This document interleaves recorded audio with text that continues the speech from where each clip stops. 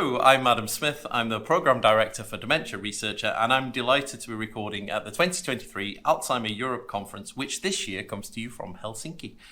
Whilst at the conference, we're pleased to be working alongside Alzheimer Europe to bring you insights from people living with dementia and carers who are involved in their work and making the conference possible.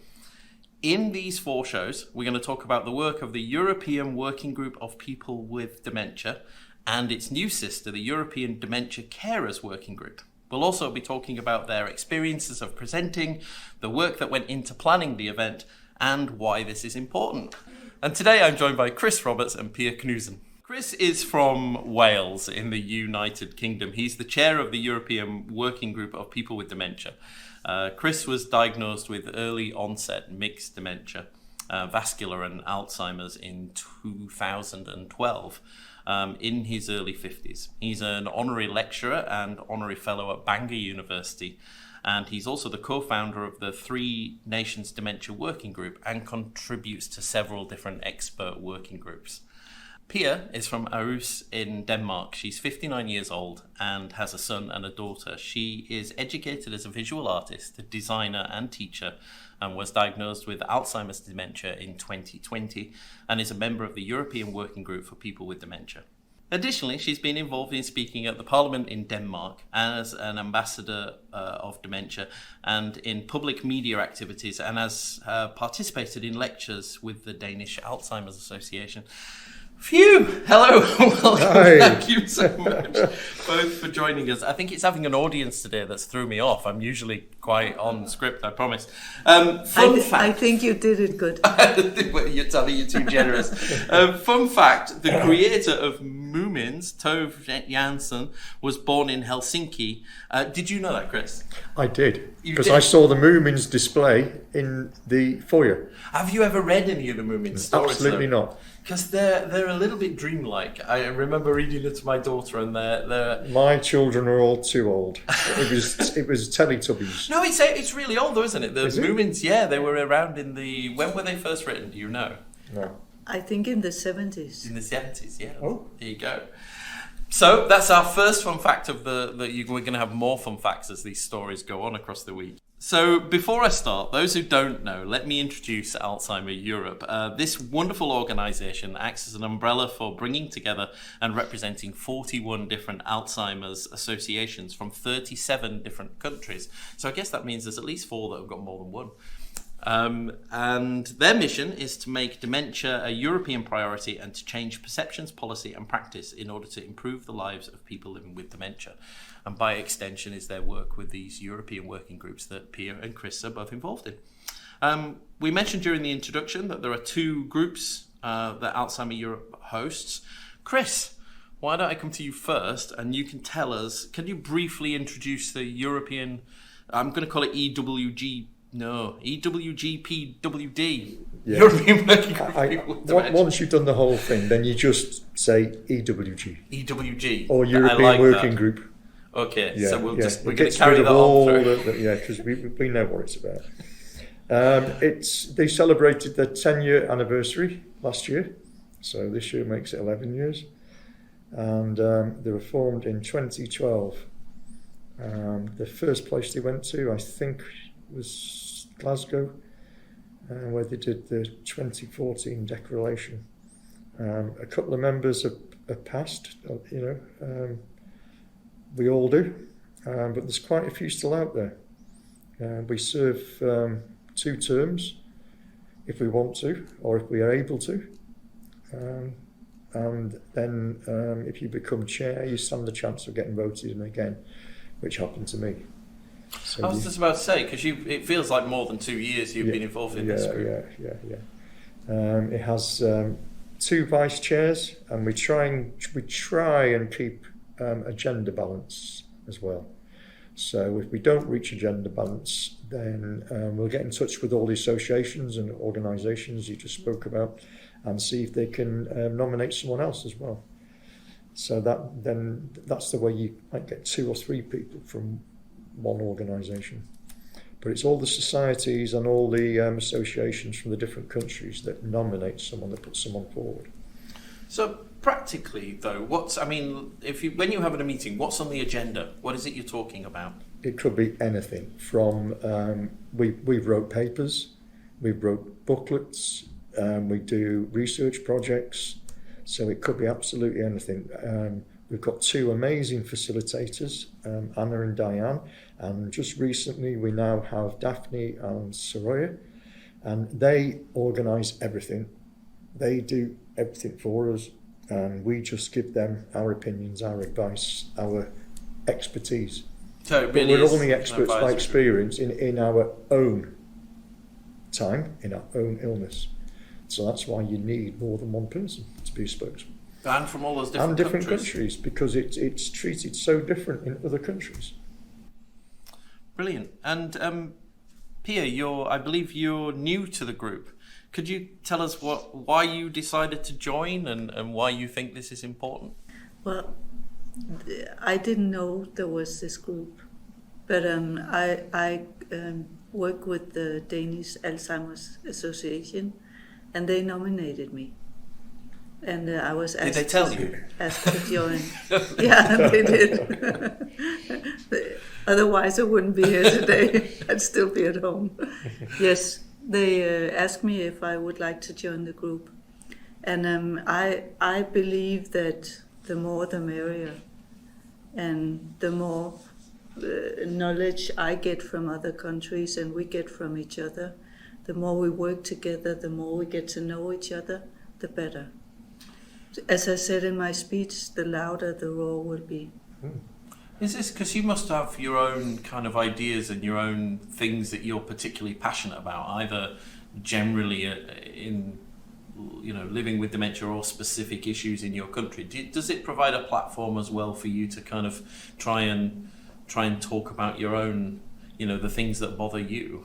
I think it's been so enlightening for me to be in this group, because I can give you an example. Before I came, I thought Denmark was the leading country in using people like me to speak, in having a good Alzheimer's dementia system.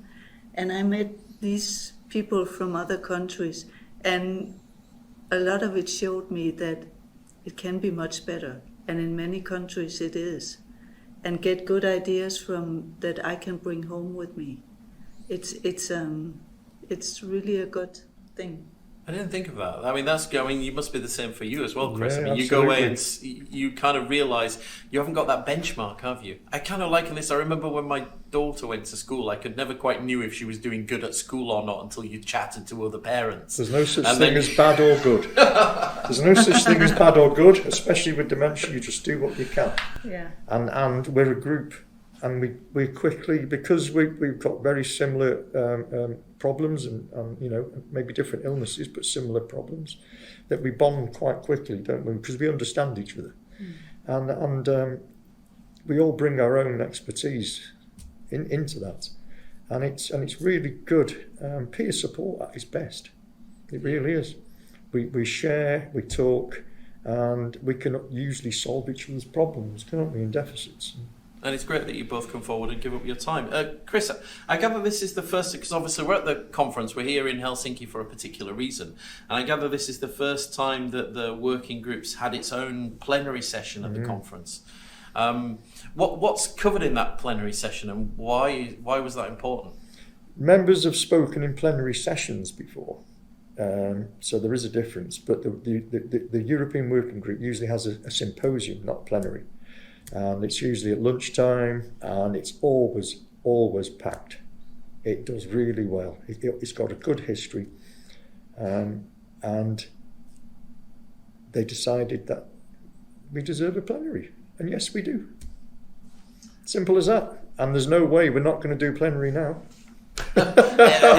We won't be going back to a symposium. You want more than one now. So how did you? I mean, obviously, it sounds like, how did that come about? Was that your suggestion, or Alzheimer Europe? Did they come to you and say, let's add this on? It's a mixture of everything. It's a mixture of everything.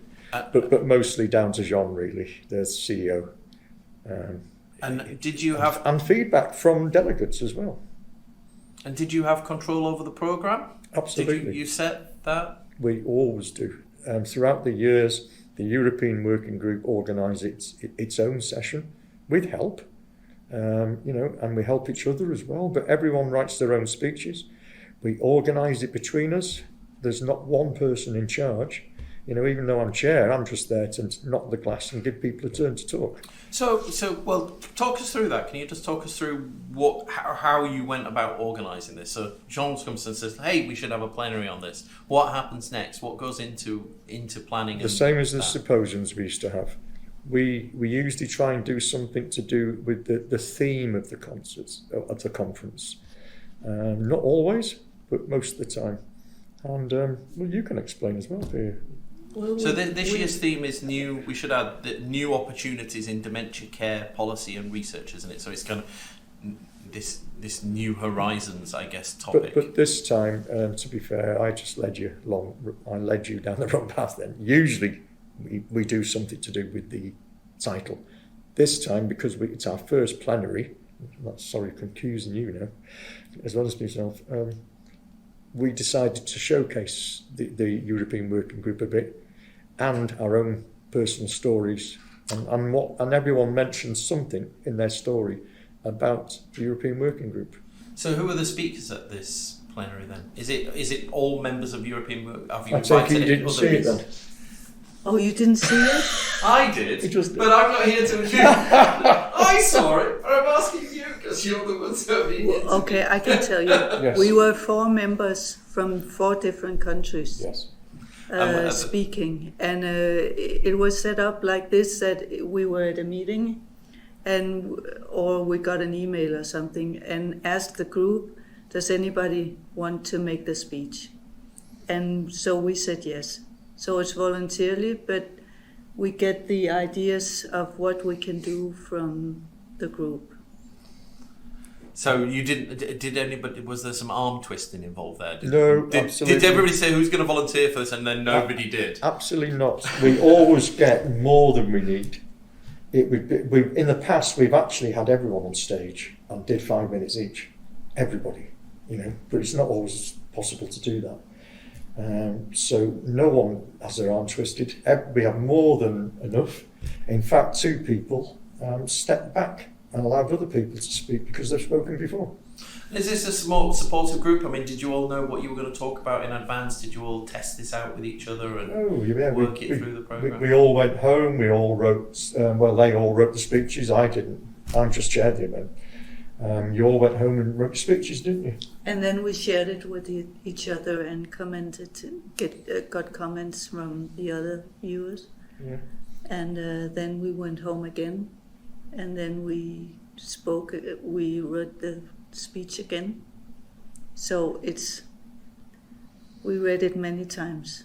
And it's very nice to get comments on it.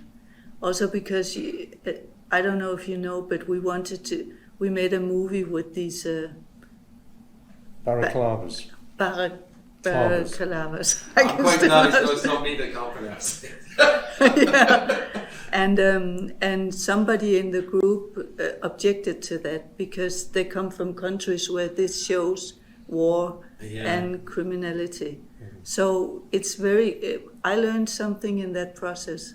I wasn't aware of that. But you need to get the link to that because it's a very powerful short film about being invisible.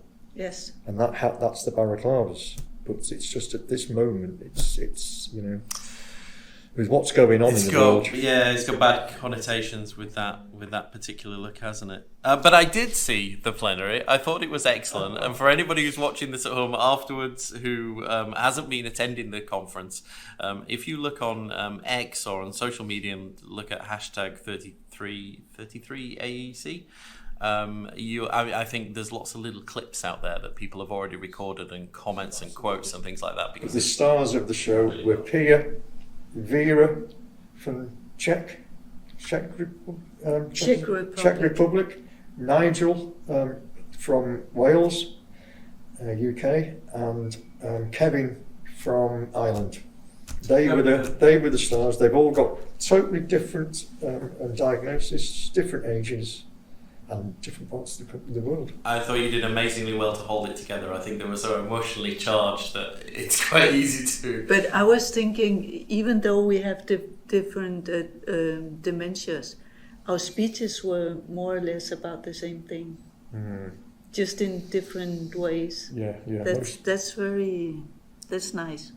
Well, we're almost out of time now, but Pia, can I ask you to talk about, because you mentioned that you're a newer member to the group, and I don't know how often you were involved in teaching before, so I guess talking publicly to a group of people isn't something that's new to you, but there are 1,000 in-person people attending to it. That must have been quite nerve-wracking. What was it like to speak in front of 1,000 I have people? been a high school teacher for 20 years. I've never been on the stage. I know teachers usually love that. I didn't have anything I was shy. I didn't have anything to talk about. But via the small dementia group in Aarhus and the Alzheimer's, I feel I have something to talk about. And I loved it on stage. Really? Yes. I didn't have anything in my stomach. I wasn't nervous. I loved it. I felt like I was one with the audience. Well, I think it's really strange. The great thing about this audience is they are kind of receptive. They're all here because they're passionate, they care, they're interested. So it's a friendly audience, isn't it? I don't think it's like a politician presenting something that not everybody's going to agree with. But and I also feel after I got the diagnosis that I am together with the audience, because most of the audience have some experience with Alzheimer's or working with it or something, so we can connect easy. That's very nice. Well, I really enjoyed your talk. Thank you very much. That's all we've got time for today. I'd like to thank my incredible guests, Chris and Pia. I'm Adam Smith. I'm delighted to be bringing you behind the scenes insights from 2023 Alzheimer Europe. Hello.